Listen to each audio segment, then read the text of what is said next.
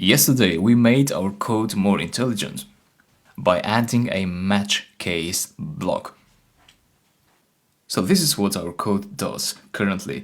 We declare an empty list just here, and then we run a loop over and over again. So all these lines will be executed over and over again.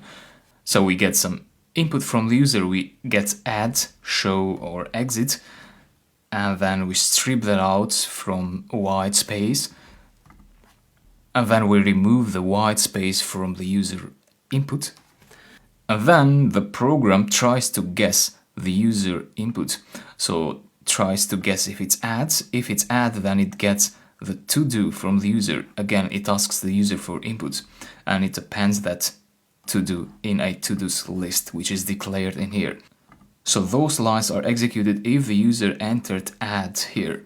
If the user entered show, then we iterate over the existing to-dos lists, so that list.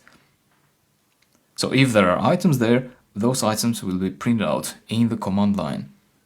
And if the user entered exit in here, then this break statement is executed and the while loop terminates.